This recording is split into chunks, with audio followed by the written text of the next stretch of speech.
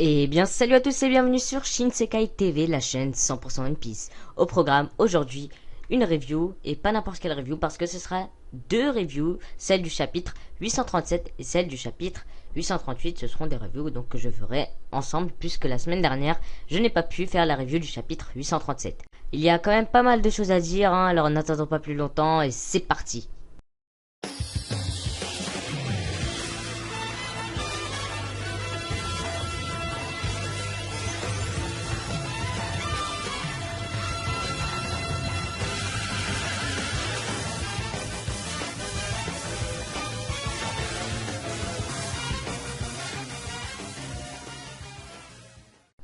On commence donc tout de suite avec le fait donc que la review sera principalement basée sur la forêt de Totland, ce qui n'est pas une surprise. Donc on commence avec le chapitre 837 avec déjà une page cover où on voit donc Yasop et une partie de l'équipage de Shanks.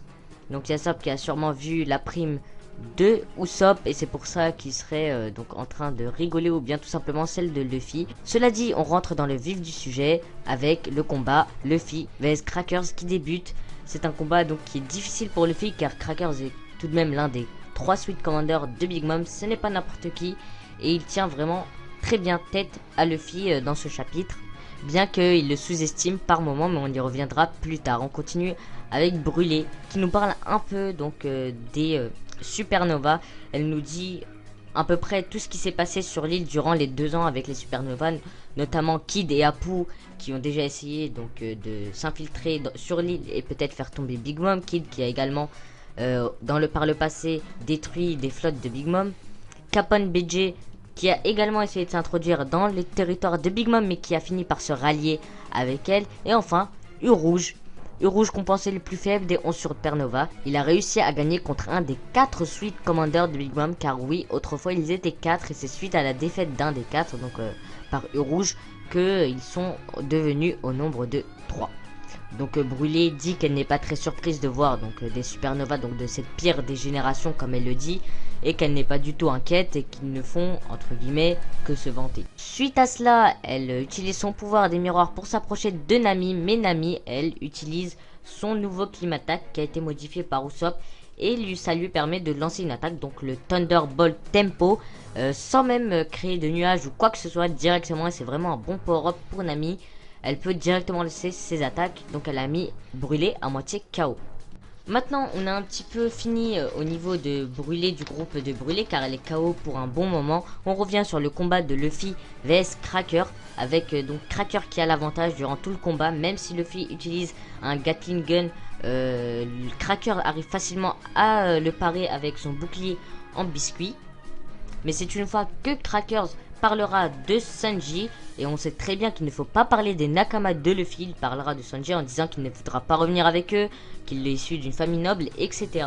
Et c'est suite à cela que Luffy sort son Gear 4 et frappe Crackers avec une nouvelle technique qui est le Kong Gun.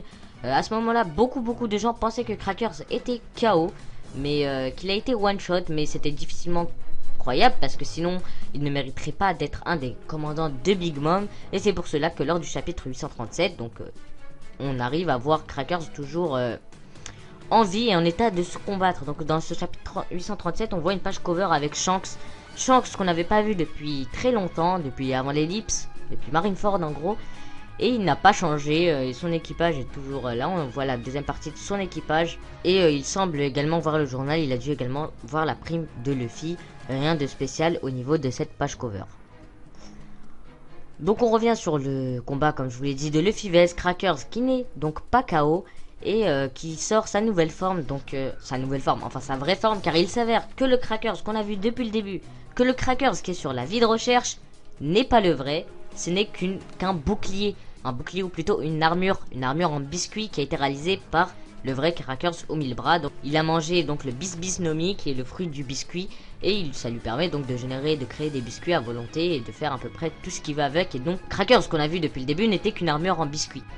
Et durant donc ce combat, Luffy n'a pas vraiment l'avantage, à part quand il sort son Gear 4, où il arrive à tenir tête à Crackers sans forcément prendre le dessus, car Crackers envoie donc plusieurs boucliers, plusieurs armures, excusez-moi, contre Luffy qui était comme le Crackers qu'on avait vu. Et Luffy arrive à les détruire, arrive à les casser, mais quand même Crackers est très fort et a un haki de l'armement beaucoup plus puissant que celui de Luffy. Il arrive pratiquement à lui trancher le bras alors qu'il est donc avec le haki. Donc Crackers est vraiment quelqu'un qui a un haki très développé.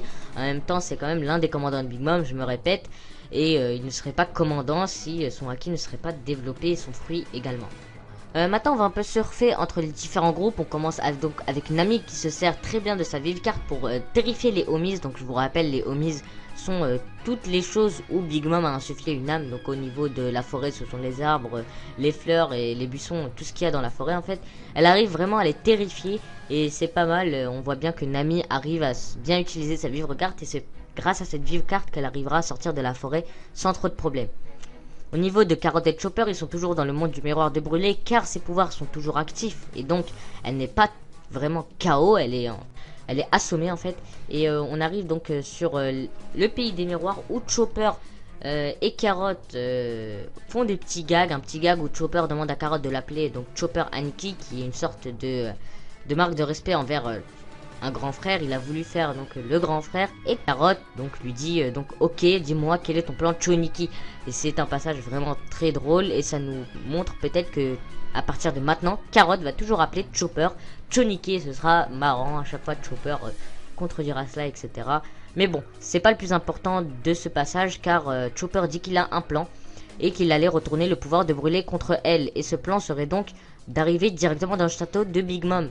Car tous les miroirs qui sont sur Totland et Whole Cake Island plutôt sont liés avec le pouvoir de brûler. Donc ils pourront sortir et arriver directement dans le château. Enfin, on ne sait pas vraiment le plan de Chopper pour l'instant, il ne l'a pas encore dévoilé. Maintenant, on va plutôt aller du côté donc de Brook et Pedro qui ont réussi à faire le plus gros au niveau d'infiltration d'après Pedro. Et il ne leur manque plus qu'à esquiver un soldat biscuit de Big Mom. Donc le soldat biscuit a sûrement été créé par Crackers et une âme lui a été insufflée avec le pouvoir de Big Mom. Enfin, c'est comme ça que je le vois. Et il ne leur manque plus qu'un petit soldat biscuit. Et après, ils seront vraiment infiltrés, je pense, dans le château de Big Mom. Maintenant, on arrive carrément chez Big Mom. Big Mom et Luffy. Donc, la confrontation qu'on attend depuis très longtemps s'approche. Car c'est le lendemain qu'on voit Big Mom. Et elle semble ne pas sous-estimer Luffy, contrairement au reste de son équipage. Elle dit que Luffy serait donc capable de battre Cracker d'après elle. Car dans sa tête, il lui manque une journée avant de ne plus avoir de chance de retrouver Sanji. Alors que d'après donc le reste des homies, etc., depuis le moment où elle a envoyé Cracker, donc le combat est plié. Ce n'est pas l'avis de Big Mom. Elle pense que Cracker peut battre Luffy et serait déçue s'il n'y parviendrait pas parce qu'elle semble l'attendre de pied ferme. Maintenant qu'on arrive sur Big Mom, on apprend que les Vinsmoke sont enfin au complet. Donc Ninji et Ichiji, qui sont les deux grands frères de Sanji, sont arrivés au port et ils arrivent et sont enfin réunis. Tous les Vinsmoke sont réunis. Donc leur surnom pour Ichiji c'est rouge étincelant et enfin pour Ninji c'est bleu électrique. C'est peut-être en relation avec leur fruit du démon ou autre, mais ça reste quand même très intéressant parce que peut-être que c'est par rapport à des capacités simplement, ou bien à des fruits du démon, on n'en sait pas plus pour le moment. Et c'est donc sur ça que s'achève donc le chapitre 837. J'espère que cette review vous aura plu. Si c'est le cas, n'hésitez pas à laisser un petit pouce bleu, ça montrerait que la vidéo vous aura plu et ça me fait toujours plaisir. Ne loupez aucune de mes autres vidéos, n'hésitez pas à vous abonner à ma chaîne. Et enfin, si vous voulez me contacter ou bien me poser des petites questions, je suis très actif sur les réseaux sociaux. Donc Shinsekai TV, vous me trouverez directement. J'espère encore une fois que cette review vous a vraiment plu. Sur ce, je vous dis à la prochaine.